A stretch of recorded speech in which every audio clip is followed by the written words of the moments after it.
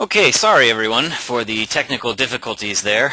We lost our internet connection for a minute. We were able to get through all of the 2 o'clock webinar, but just as we were getting geared up for the 3 o'clock session, we lost our internet connection. So it took us all this time to get that back up, but it looks like we're now up to speed, and we've emailed everyone to kind of try again and log back in, and hopefully this will work. We have muted everyone just to cut the background noise, so please do feel free to send us your questions via the chat feature.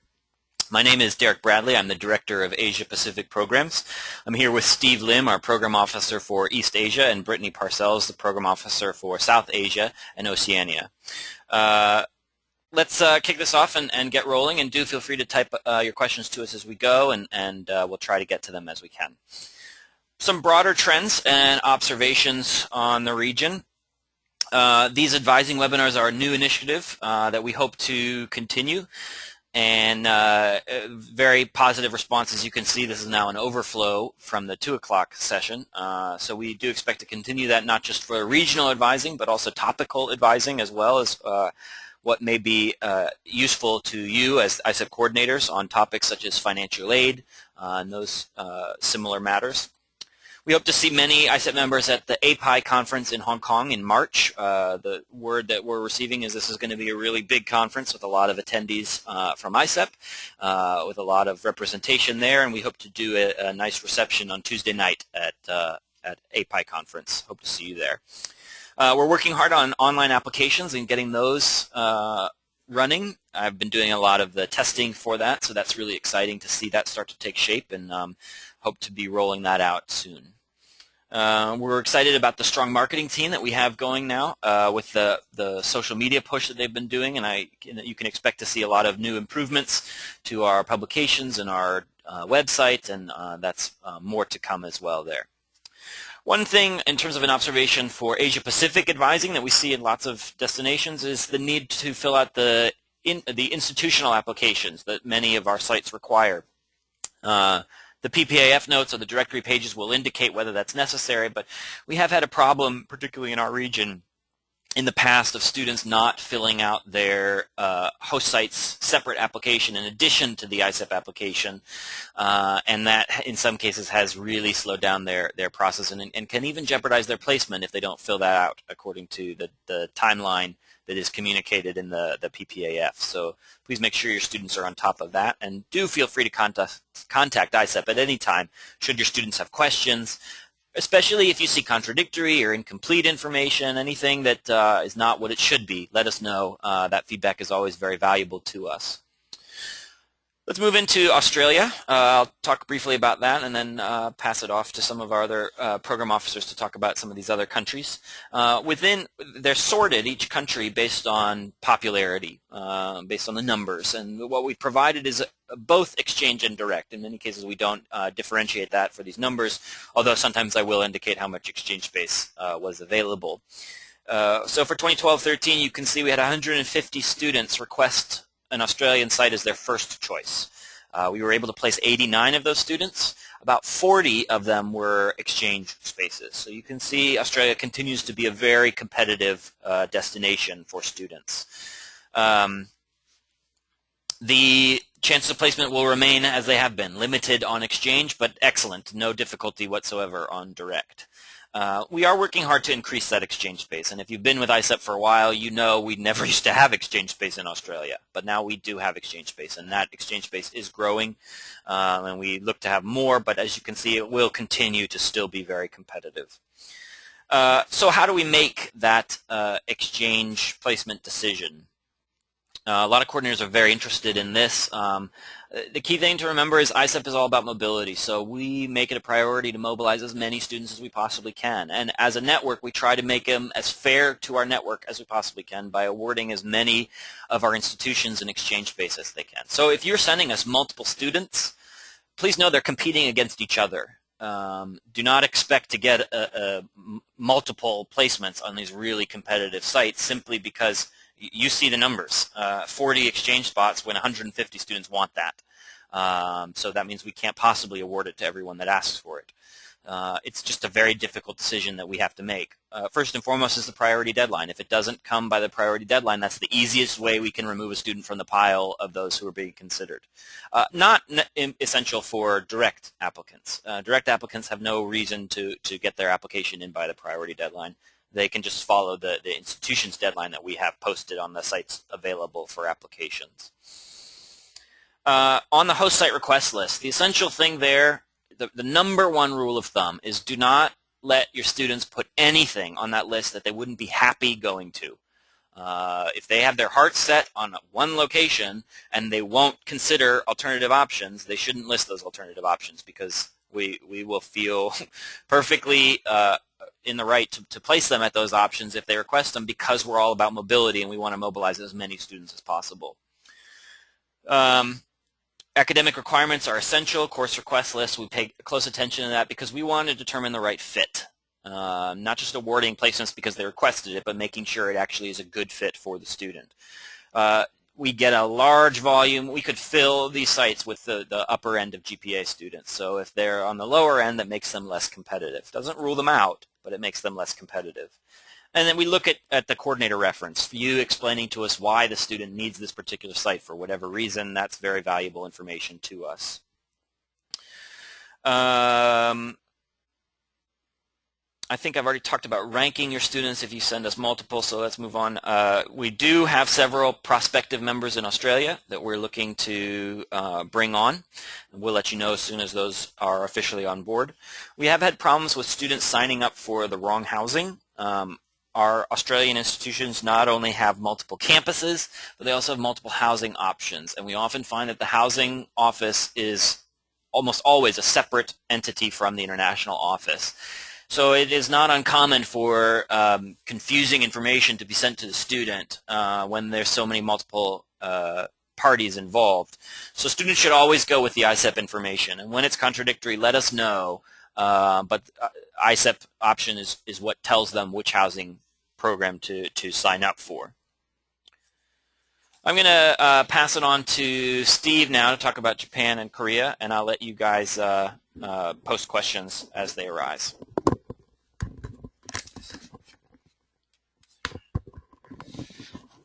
All right. Thank you, Derek. My name is Steve Lim, and I'm the Program Officer for East Asia. And I have just returned from a trip to visit our sites in Japan, and I can tell you I am very impressed. I don't know if the students are aware of how amazing our institutions over in Japan are, but regardless, Japan is clearly the most popular country destination for our students requesting the East Asia region. As you can see, 121 students requested Japan as their top choice. Unfortunately, not everyone was able to be placed there. So I'm going to go talk about a little bit about this area. Top fields of study include Japanese culture and language courses, area studies, business, international relations, and other social sciences. Our Japanese member institutions tend to have very structured Asian studies or Japanese studies programs.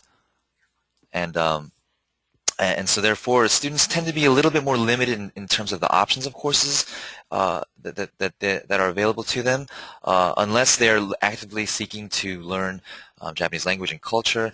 Then Japan is definitely the best site for them. Chances of placement are very good at Toyo University, Nihon Mishima, and Chukyo University, as well as Kansai Gaidai on their direct programs. Chances are fair at Nanzan University. Chances are limited and very limited at Ritsumeikan and Tokyo International. And unfortunately, Kansai Gaidai University is closed this time around due to imbalance of their exchange. Please note that our Japanese member institutions tend to have very specific requirements and tend to be very rigid in them as well, whether it's a 3.0 GPA requirement, which is across the board, to specific language requirements. For example, Nihon Mishima and Chukyo University require a minimum of 2 semesters of Japanese language. Toyo University and Kansai Gaidai only require 1, whereas Tokyo International, Nanzan, and Ritsumeikan universities have no language requirement and will be the most amenable to your students who have no Japanese language experience. In terms of placement length, all of our sites, or most of our sites, can only offer a semester placement at the most, except for Toyo University. Toyo only offers full year placements, so please keep that in mind. And please check the directory pages, as Derek has mentioned, for specific dates and deadlines. Nanzan University will be offering a new summer program, so please pay attention to, please be on the lookout for that as well. We're working to actively bring in new members to alleviate the demand and take the burden off of current members. And so hopefully we'll have exciting news about that very shortly. Kansai Gaidai is offering a new direct program, as well as Nanzan, in the summer. Toyo University also has a full-year direct program, as well as Tokyo International on a semesterly basis. Again, please check the directory pages, because each school has a very unique characteristic to them. For example, Tokyo International offers homestays only, so therefore their placements there are really limited to one semester. And then another school, such as Nihon University, is really ideally suited for the student who has a higher level of Japanese language ability and prefers kind of a more immersive experience there, rather than a very tailored course experience where they're kind of guided each step of the way and told what to do. On that note, I'd like to jump into South Korea. South Korea in many ways is kind of a contrast to Japan, in that space is excellent across most of our universities there. They like to send out lots of students, and this is why. The space is good. Korea University actually has a fair chance, especially in terms of business and international studies majors, so please keep that in mind. Kimyoung University also has balance issues to figure out, so chances of placement there is a little bit on the fair side and not so excellent as most of our other institutions.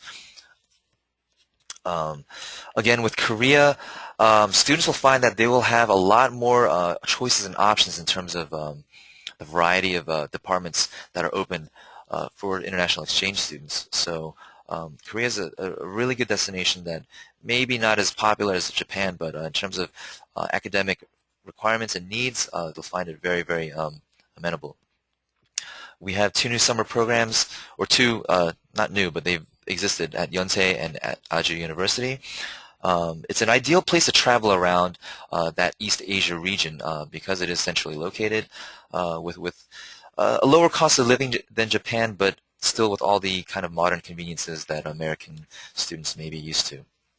I'd like to mention that when looking for courses on the university webpage, it's kind of a weird quirk, but the software engineers in Korea tend to gravitate towards programming for Internet Explorer, so please keep that in mind. I've gotten a number of questions from coordinators where they were not able to access the Korean university's websites to view their courses available, but really sometimes it's just a matter of using the right web browser, so that's a little tip for you there. And with that, I will pass off the mic to Brittany.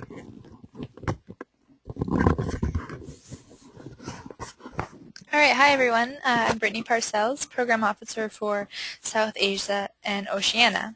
Right now I'm going to talk to you about New Zealand. Massey University is currently our only member institution in New Zealand, and for that reason it is very popular.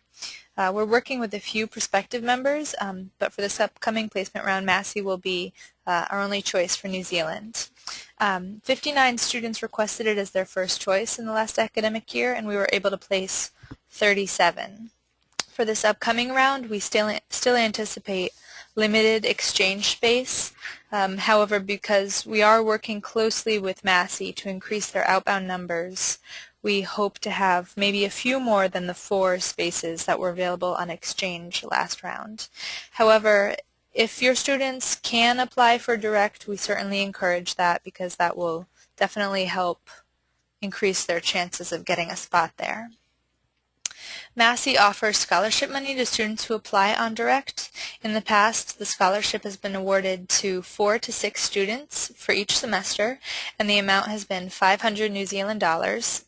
And for this upcoming round, we anticipate doubling that amount to $1,000. So that's a great incentive for students to apply on direct.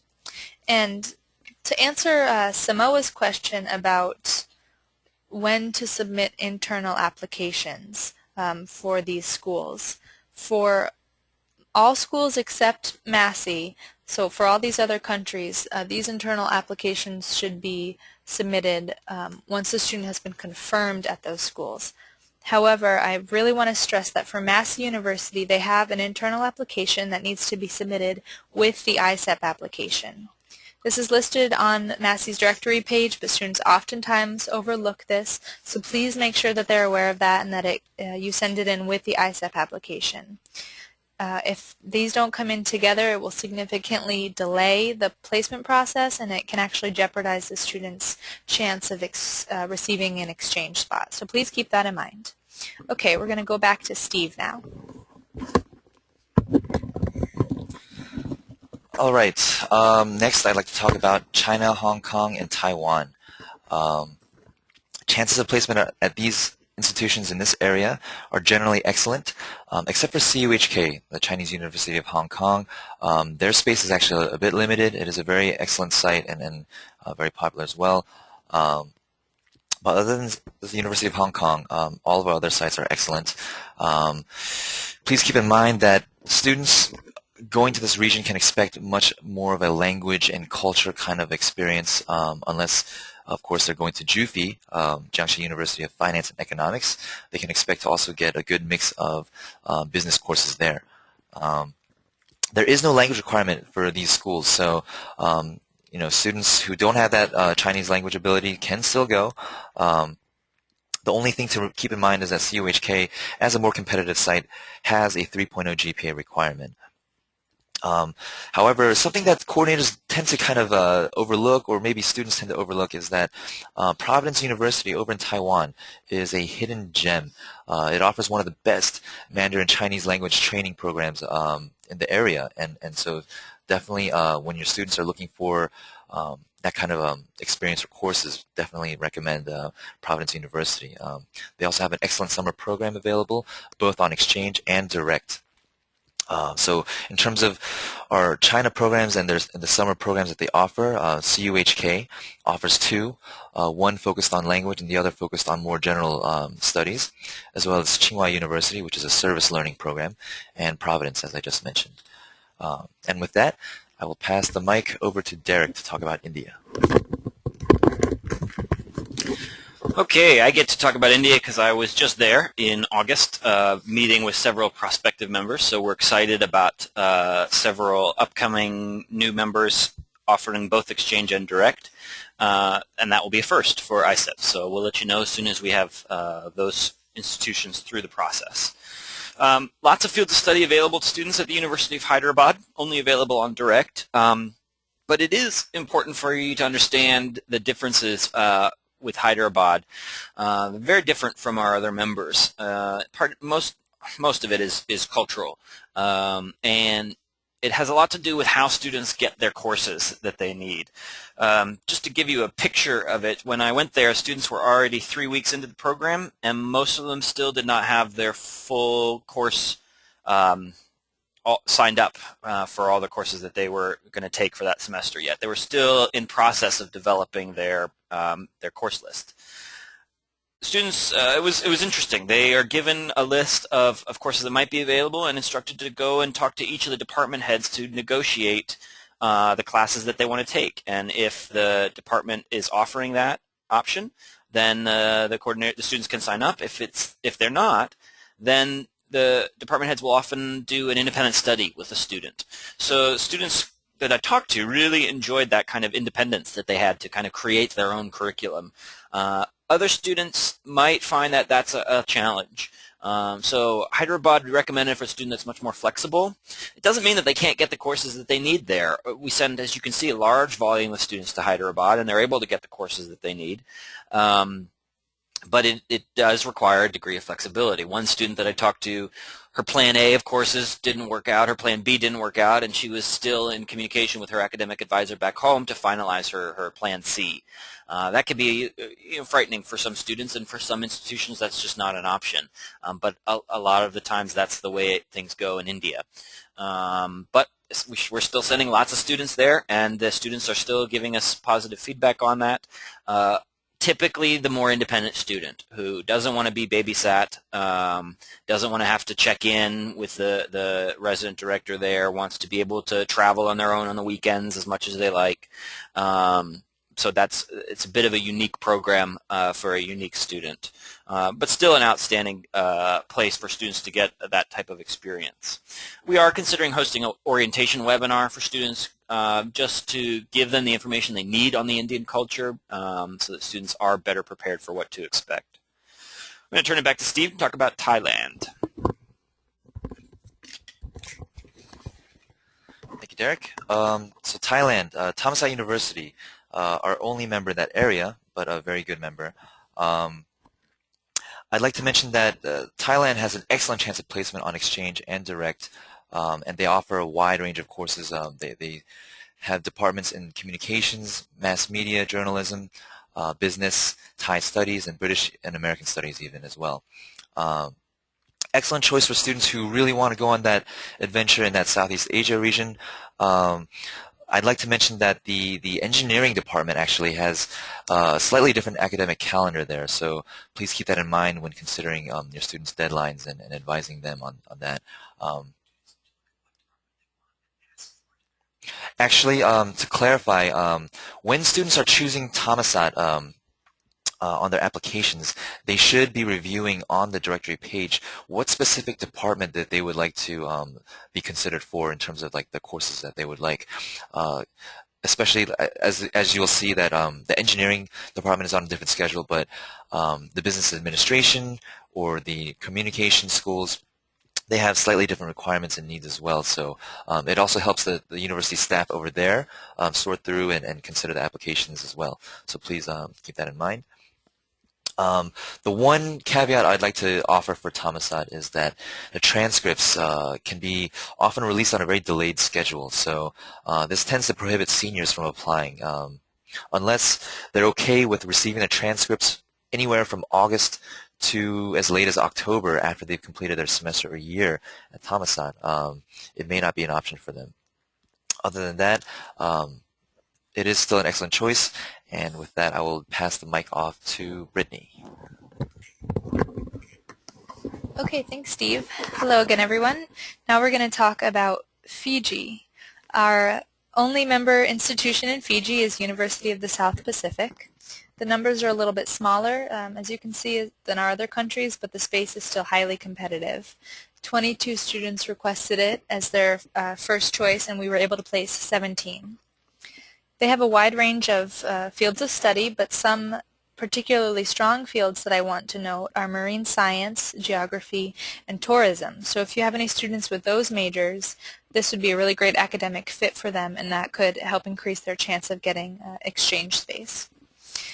We anticipate still very limited space on exchange for this upcoming round, excellent chances on direct, and as a reminder, we can only place students for semester placements on exchange, and that's the same as New Zealand and Australia as well. But if students want to go on direct for a full year, then that is an option for them.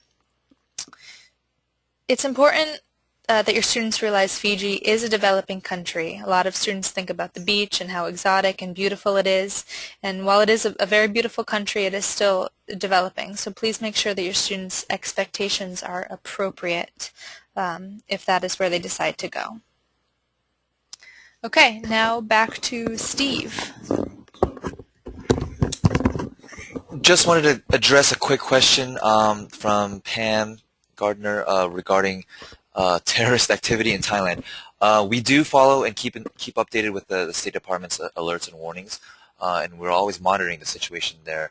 At the same time, there are lots of numerous warnings that I guess are on different kind of levels of alertness. We do rely on our coordinators on the ground to really have a much more accurate picture of what's going on and whether an alert or some sort of information should be released or kind of relayed to us and you as well. So in terms of the political situation, it's always in flux, and definitely in the news you see a lot of things happening, and But we really do rely on our coordinators to give us the accurate picture. And a lot of times, in fact, there has not been a time since I've been here where we've had to respond to those kind of like the political tensions and turmoil is there. But we definitely, please rest assured that should something arise that the coordinators get in touch with us about, you'll be the first to know as well. So I hope that answers your question, Pam. And this is Derek here, and there have been times where we have closed a program due to the situation on the ground being untenable. And if that happens, the students get a full refund. So that's what we would call a suspended program, and we haven't done that. Hasn't been necessary, at least in my region, for a couple years. But we did that a few summers back in Thailand, actually. But the situation currently is one that we feel comfortable sending students to. Finally, last section, new countries for ISEP, Malaysia, Vietnam, and Indonesia.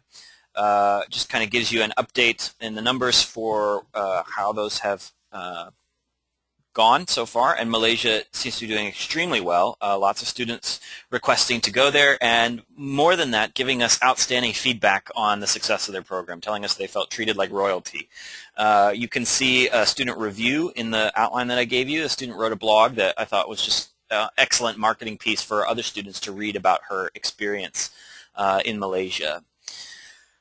So excellent chance of placement in Malaysia. Vietnam and Indonesia are still trying to get off the ground. Vietnam's a great destination in that all classes are taught in English at this university. They are fairly new to internationalization, which is why they're not offering language and culture classes, because the English classes that they offer are for the Vietnamese students who are taking every single one of their classes taught in English. And so as they grow, and especially within their ISEP partnership, we are looking to them to increase some language and culture options, because we know students would be interested in that. Indonesian as well is a great option with a really strong academic program, great options taught in English, and we're looking forward to seeing that growing more robustly as well. So that covers all of our regions. At the end there you see general chances of placement, summary for our countries. Situation at schools that are best for hand-holding, students that need a little bit more attention, might be Taiwan, Malaysia. Japan and Korea, we would also say, although there has been a fair amount of coordinator turnover there that requires us to do some additional training to make sure that they are up to speed. But please do let us know if your students ever report that they aren't able to get in touch with their coordinators, or they aren't providing the level of service that's expected of an ISEP member. We definitely want to know about it so that we can follow up and hold them accountable. All right, that's the bulk of our content from our end. We now take your questions, so feel free to send them to us via the chat feature.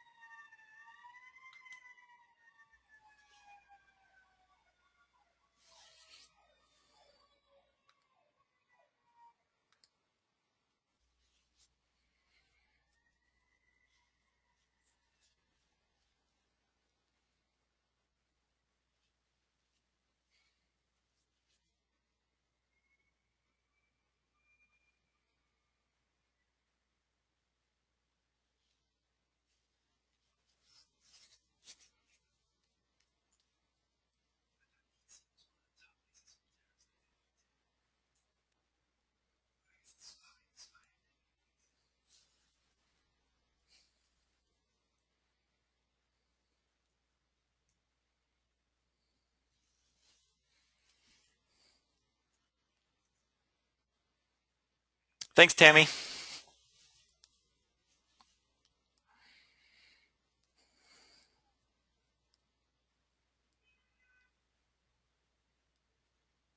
Pam, good question.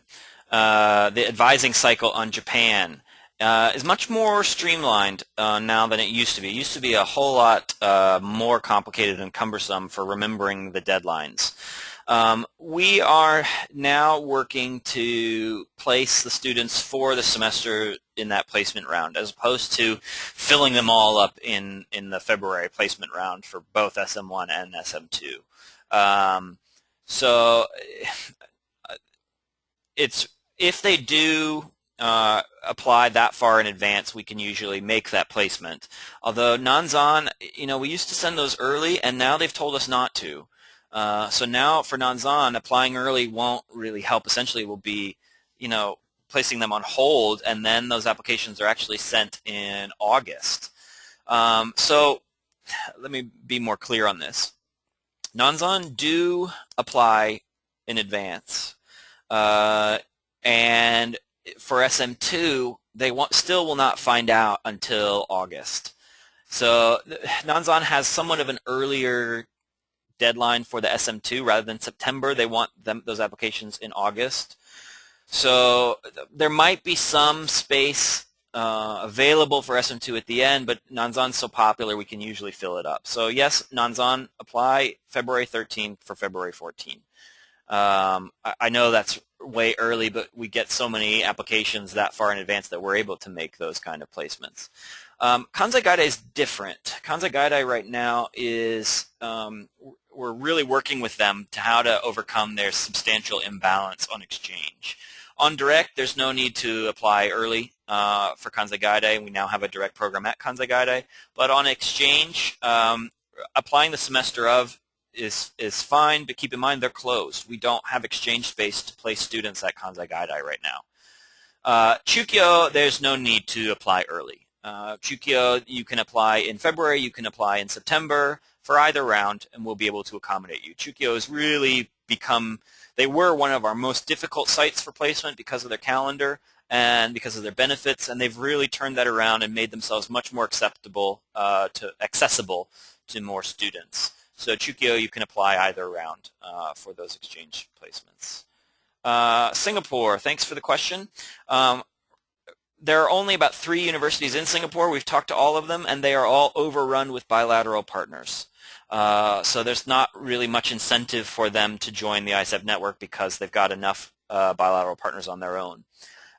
However, if you happen to have an in with Singapore and are able to persuade them to join ISEP, we'd be thrilled to consider that. We do our region has grown so much in the last few years that we do kind of need to take a breather and see how these sites develop. As you could see, numbers for Indonesia and Malaysia are still fairly low and small, and we need to nurture those new members a little bit before we just keep growing and growing and growing beyond our means.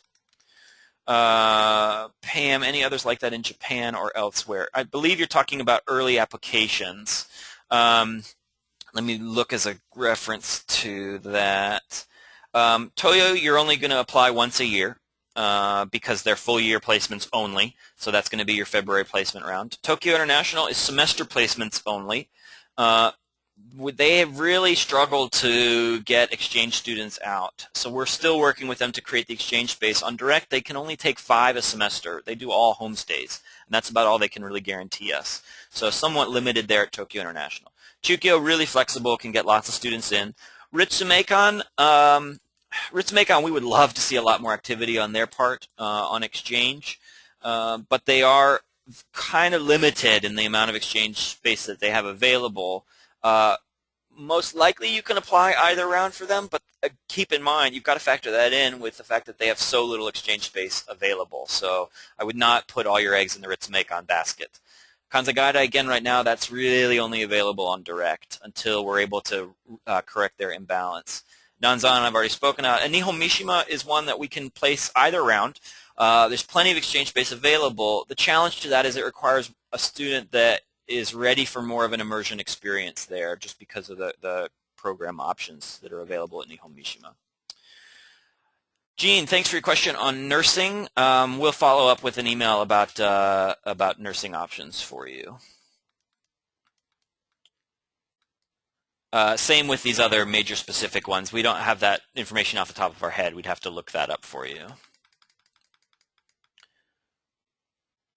Chukyo offers both single semester and full year options. Students can do either one at Chukyo. Okay, Rosa, if you'll send me an email, we'll get you the responses on nursing. Just so you all know, ISEP is working on a fields of study chart. Let me show you where those used to live. and probably will live until we revise our website, which is in process. Under coordinators, U.S. coordinators, publications, field of study brochures.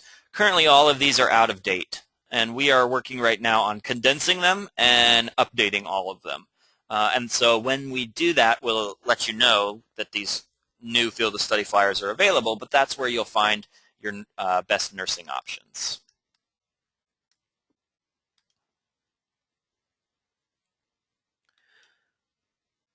Okay, let's check about Chukyo. Says 1 semester only.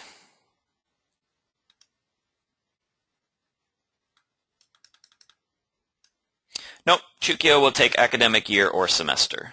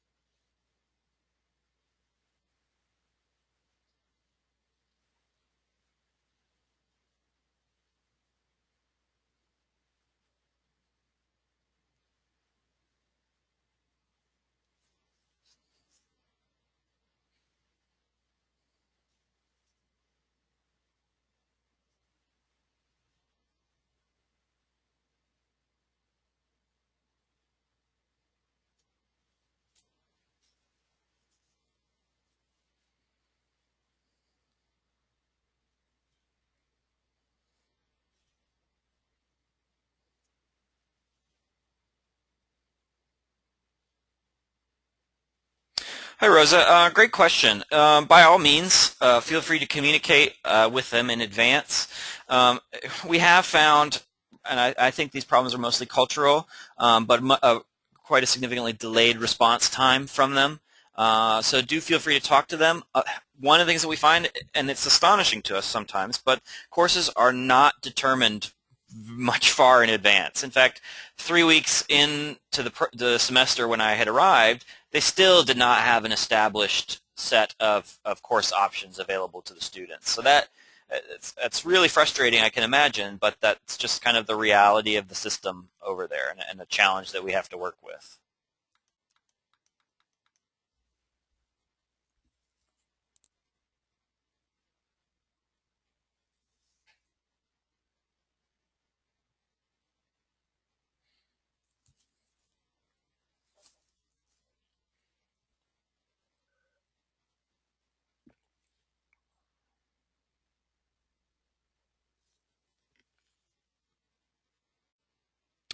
All right, well, it's 4 o'clock. I know we started late, but I don't want to keep you here forever. You can feel free to email us anytime. But thanks for sitting in on this webinar. We apologize for all the technical difficulties that we had at the beginning, but hopefully this was helpful. And do feel free to send us your questions. If we haven't answered anything that you would like us to cover, let us know, and we'll make sure to get you the information that you need. Thanks, everyone. Thanks for everything that you do for ISEP, and we enjoy working with you. Take care. Have a great week.